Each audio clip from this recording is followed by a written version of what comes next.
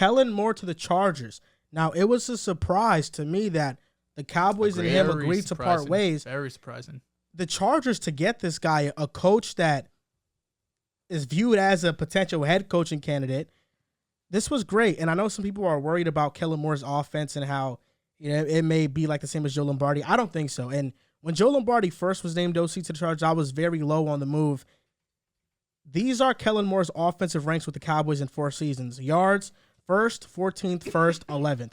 Points, 6th, 17th, 1st, and 4th. Yards per attempt passing, 3rd, 19th, 5th, and 17th. Net yards per attempt, 1st, 22nd, 4th, 9th. Those years where they weren't a top 10 offense, it was the year Dak Prescott got hurt with the ankle injury and they had no quarterback solution. Net yards per attempt. The only year that they weren't top 10 was the year Dak Prescott got injured. Last 4 seasons, 2nd in points per game, 2nd in total yards per game, 4th in yards per game, 4th in third down percentage. I think for the Chargers, this is a move that could potentially unlock Justin Herbert. But one thing I will say about this move is that although I believe in Kellen Moore, the personnel has to be in place. Sure. I think the number one priority this offseason is to get receivers via the draft. Speed. You got to draft one with the first-round pick, your second-round pick. I don't care. You have to just have an influx of talent at the receiver position to the point where Josh Palmer was good and reliable for the Chargers this year. He has to be your wide receiver 4. That's how much talent I want on the Chargers wide receiver core. And Josh Palmer, wide receiver 4. That means you have Justin Herbert. Get fucking guys. That means your offense is ridiculous. Get guys. Fair. And listen, the Chargers, I was looking at this graph about like slowest wide receiver cores. Chargers were, I think, 28th. They're bottom 5 for sure. Yeah, they weren't good. They don't have any speed, so you have to get speedsters. The Giants, right? Yeah, I know it was the Giants. It's Galladay. Wandell had a fast 40, though. He did. Hodgins probably doesn't run a fast 40. Good job. Shepard, Sterling, yeah.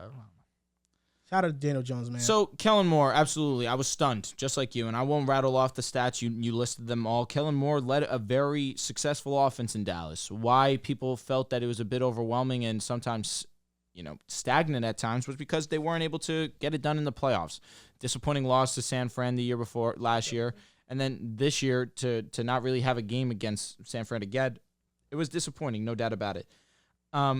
What's going on over there? I'm just showing him my wins. Oh, nice. 5-leg parlay just hit.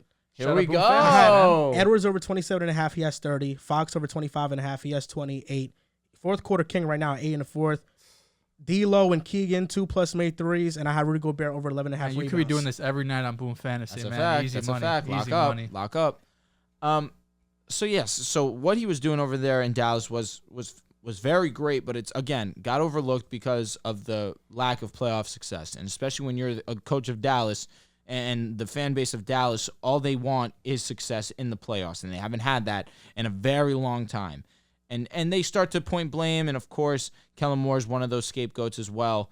And apparently now this means that Mike McCarthy will have full control of the offense and will call plays. That'll be very interesting to see. However, now with Moore going to the Chargers, I mean, what is there really else to say? He's getting a gift in Justin Herbert. Of course, Keenan Allen is getting up there in age, but nevertheless, that is still great talent in this league. Mike Williams, you see the impact of when he is on and off the field for that Chargers offense. Herbert, that is one of his favorite targets.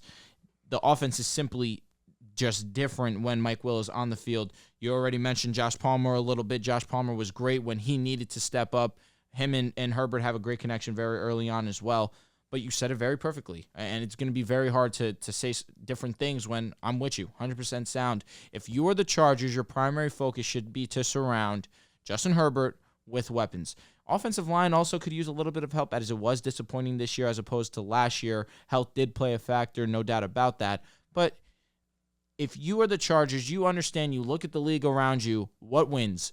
Unless you're the Chiefs, because of that man right there, it is surrounding your franchise quarterback with weapons. That is just the key. And yes, he has had Keenan Allen and Mike Williams, Austin Eckler.